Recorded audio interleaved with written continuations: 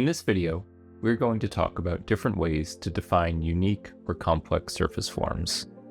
While QED.net has support for many different surface types covering the most common surface forms and equations, there are times when you might come across a unique surface that is not directly supported. In that case, there are several options. The first and easiest method is using the additive surface type.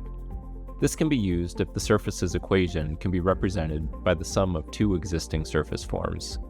Common examples of this are a base conic term with either xy polynomials or Zernike polynomials added to it. To use the additive surface type, select it from the list of available surface types and press OK. Set the part aperture, then set the subsurface types,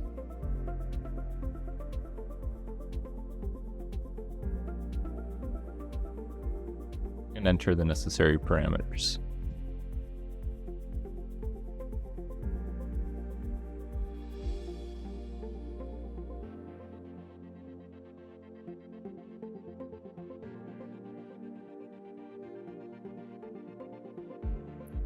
If the surface can be represented analytically, the next best option is to use the built-in SAG table generator. This tool allows you to use the Lua scripting language to generate a SAG table representation of a surface right from within QED.net. To access the tool, go to Tools, Create SAG Table Surface. If this option does not appear, go to Administration, Packages, click Load, double-click this Common Tools package, and make sure it's set as a default package. So as a simple example, let's just copy one of the examples from the right side of the screen here. Here's an example of a piecewise definition of an axicon with the Gaussian center region.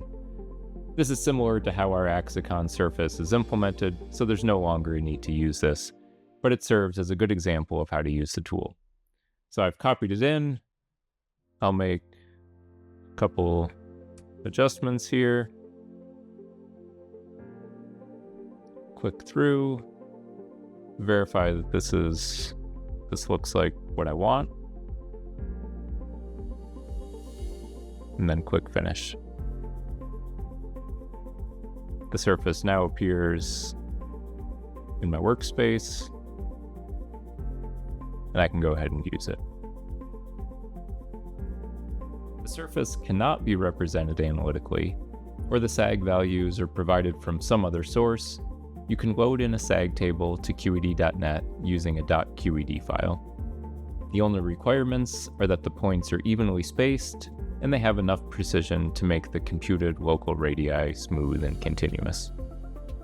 So here are a couple examples of QED files. A header at the top gives some necessary metadata, and the data points are below. You can read more about the QED file format for SAG tables in the Help system. So I can load these in by going into the part editor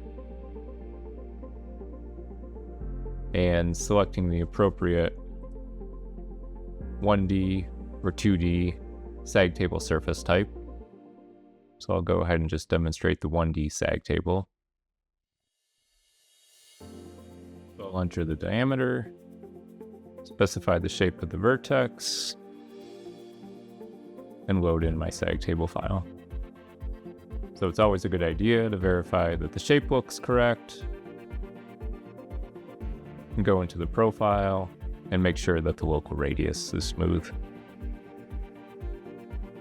So as an example, if I loaded in a SAG table file with low precision values that were maybe only specified to a few decimal places, and then I go into the profile view, you can see that the local radius values are very noisy.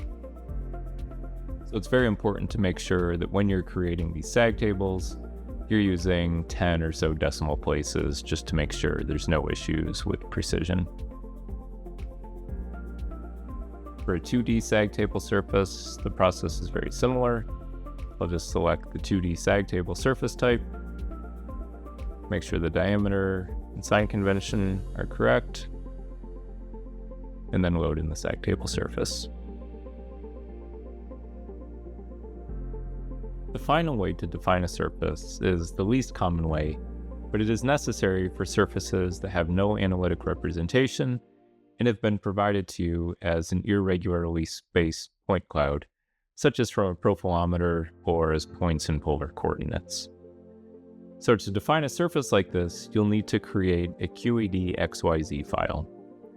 The QED XYZ file format is described in detail in the help system. The only thing to note is that when used to describe surface sag, the header is slightly different than what is needed for surface metrology files. The header should contain the number of samples in the generated sag table, the scale factor to millimeters, and the filter width in millimeters. So note that the actual surface sag will be dependent on the filter width, that last value in the header row. So choose this value carefully to ensure that it is large enough to avoid discontinuities or invalid regions, but small enough to avoid oversmoothing. So to specify a surface using one of these files, just create a 2D sag table surface as we did before, load in the file, and then just change the file type to a QED XYZ file. So in summary, QED.net has built-in support for many surface types, and in most cases, we have a surface type that you can just use directly. So if you have a surface that is defined using an equation that is the sum of two supported surface types, such as an A-sphere and Zernike polynomials, then use the additive surface type.